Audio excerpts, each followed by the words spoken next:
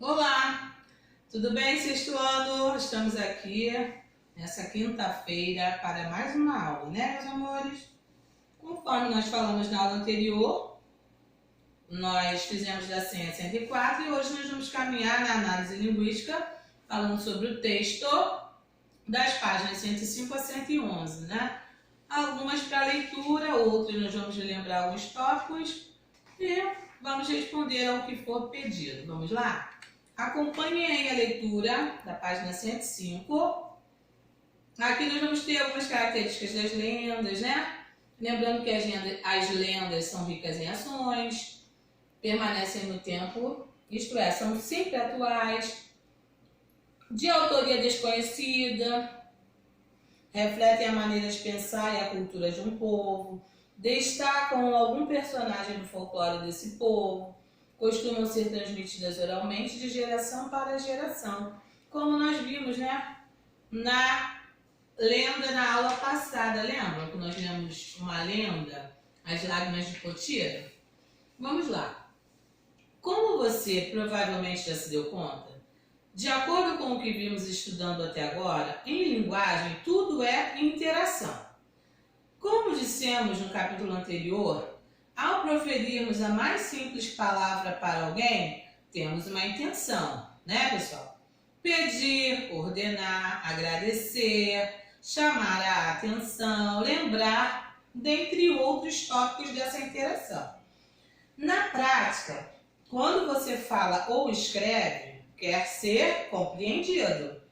E o seu interlocutor quer compreendê-lo. Por isso dizemos que o sucesso de uma comunicação depende das pessoas envolvidas que cooperam umas com as outras para produzirem sentido. Entendeu? É mais ou menos como no esporte coletivo, como o futebol. Você pode querer jogar sozinho e fazer uma porção de gols numa barra sem goleiro, né, Alexandre Abreu, aí, nosso jogador de sexto ano. Mas qual seria o sentido disso? É preciso interagir e toda interação se dá por meio de textos. Assim, marquem aí no livro de vocês, já está destacado, mas marquem com seu marca-texto aí bem bonitinho. Texto é uma atividade interacional comunicativa ligada a uma situação específica, ou seja, um contexto. Vamos ver isso na prática. Temos aí uma tirinha do Chachado. Legal. Será que eu também posso participar das Olimpíadas dos Sacis? Com certeza, Chachado. Ô, João, ainda tem vaga aí no time de futebol paraolímpico? Vejam, para compreender essa tirinha, fazemos uma leitura das imagens. As imagens são o quê? A parte que nós estudamos, a linguagem não verbal. E dos enunciados, linguagem verbal. A compreensão se dá mais ou menos como um somatório dessas linguagens e seus significados. Observem, né? Lá na página 106, observem. No primeiro quadrinho, quem são os personagens negros que usam gorro e têm apenas uma perna? Vocês sabem quem são, né? 2. Os personagens que aparecem no segundo quadrinho são os mesmos do primeiro? Sim ou não? No primeiro, quem são os personagens? São os sacis, né? E no segundo, também aparecem alguns sacis. Vamos lá. Por que o time de futebol que aparece no segundo quadrinho é paraolímpico? Preste atenção, as Olimpíadas Paralímpicas são o quê? Atletas que têm necessidades especiais, não é isso, meus amores? Vejam aí que são os sacis que aparecem no número 1, só que na número 2, se você prestar atenção, na número 2, os personagens que aparecem no segundo quadrinho são os mesmos do primeiro? Não, são os sacis para-atletas, né? Porque paralímpicos. E na 3, por que o time de futebol que aparece no segundo quadrinho é paraolímpico? Porque como os sacis têm apenas uma perna, o fato de ter duas para eles seria uma deficiência física. Vejam bem, para a gente, como nós temos duas pernas, ter uma perna é uma deficiência física. E para os sacis? Todos os sacis têm apenas uma perna. Quando apareceu ali um saci ou sacis, né, mais de um, com duas pernas, isso para eles indica uma deficiência física, né? Para entender essa tirinha, algumas informações devem fazer parte do seu conhecimento de mundo. Por exemplo, você saberia dizer qual é o torneio esportivo ao qual o autor da tira se refere de maneira indireta? As Olimpíadas, na realidade, são o quê? As Paraolimpíadas, né? Nas tirinhas, nas histórias em quadrinhos, nas charges e etc., a fala dos personagens é sempre indicada em balões. Em outros textos que utilizam apenas a linguagem verbal, como as fábulas, as parábolas e as lendas, a fala dos personagens e do narrador são indicadas nos parágrafos. O parágrafo é um bloco de ideias estreitamente relacionadas. Os parágrafos são indicados com um recuo de margem de seu primeiro enunciado, que se inicia com letra maiúscula, como aconteceu neste parágrafo. Fizemos um pequeno recuo e começamos nas tirinhas, nas histórias em quadrinhos. Lembra quando a professora Joelma falava para vocês? Vamos colocar o dedo aqui no canto da folha para fazer o espaço do nosso parágrafo, né? O parágrafo tem um recuo de margem, seu primeiro enunciado. Importante, não é necessário compor o parágrafo com várias frases. Às vezes, apenas uma frase e mesmo uma palavra, que é a frase de situação que nós estudamos, pode formar um parágrafo. Vamos pensar agora na fala dos personagens e a pontuação. Em uma narrativa, vocês já sabem, lembram quando a professora perguntava? Narrador, observador, narrador, personagem, personagem, tempo, espaço, onde acontece, como acontece. Não é assim, meus amores? Em uma narrativa, o narrador normalmente utiliza dois recursos linguísticos para repassar a fala dos personagens. Quais são esses recursos, meus amores? Discurso direto e discurso indireto. Discurso direto. O narrador transcreve a fala do personagem diretamente, como se ele próprio quem? Personagem, estivesse falando. Nesse caso, o que aparece aí, ó, fala com travessão, dois pontos. Olha o exemplo. Depois da invasão da tribo vizinha, Itajibá e Potira se separaram, pois ele teve de ir para a guerra com os outros homens. Olha aí, meus amores, no parágrafo, ó.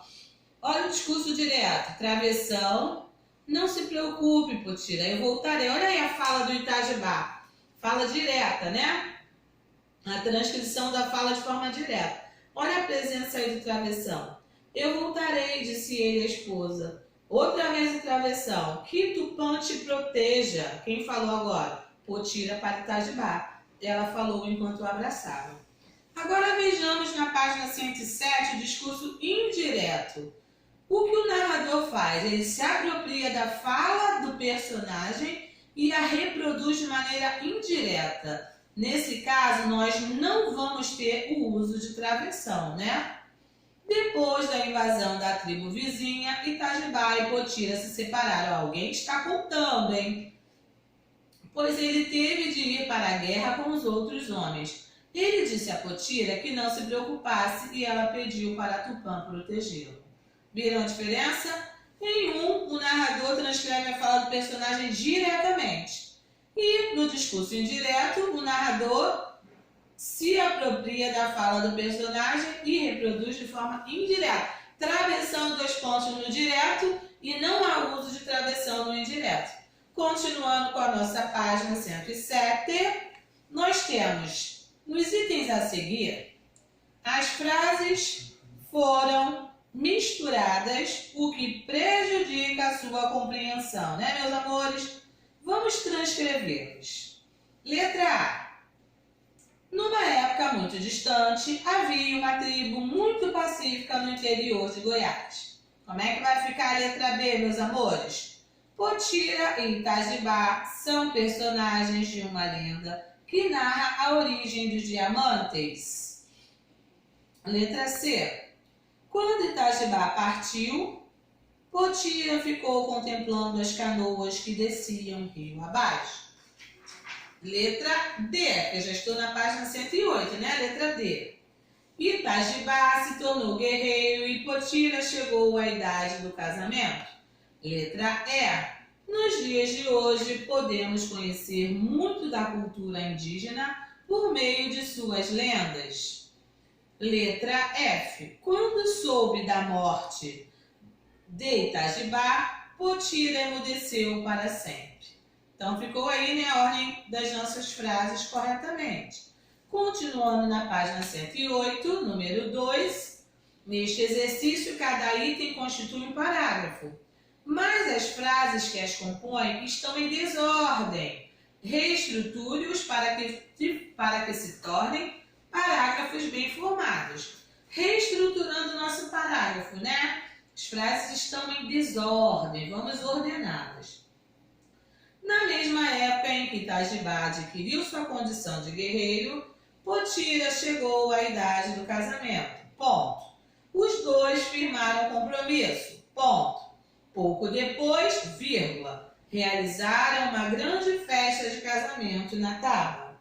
Letra B, organizando a nossa frase. Quando a tribo foi invadida, vírgula, Itajibá teve de partir para a guerra. Ponto. Potira não chorou como as mulheres mais velhas, vírgula, mas sentia muita tristeza e apreensão. Ponto. Ela sabia que ele correria risco. Ponto. Parágrafo, né? Letra C. Por muitas tardes, vírgula, Potira esperou a volta de Itajibá. Meus amores, vejam que nós temos que conhecer a história para fazer essa atividade. Na aula passada nós lemos essa lenda, né? Por muitas tardes, vírgula, Potira esperou a volta de Itajibá. Ponto. Sentava-se na beira do rio, alheia a tudo. Concentrava-se apenas no barulho das águas. Ela sabia que, vírgula, quando ele voltasse, vírgula, poderia escutar o barulho do seu remo conduzindo sua canoa. Parágrafo. Página 109, letra D. As lendas são transmitidas oralmente, vírgula, de geração para geração. Ponto. Esse modo de transmissão faz com que elas se transformem ao longo do tempo. Ponto. Daí a razão de termos várias versões de uma mesma lenda. Parágrafo. Letra E. A linguagem é uma habilidade muito importante. Ponto. Por meio dela, vírgula, podemos expressar ideias, sentimentos, desejos, opiniões, etc. Mas, ponto, né? Mas ela não é exclusiva dos seres humanos, ponto. Outros animais conseguem se comunicar, vírgula, mas não com toda a complexidade da linguagem humana. Número 3, página 109, meus amores. Verdadeiro ou falso?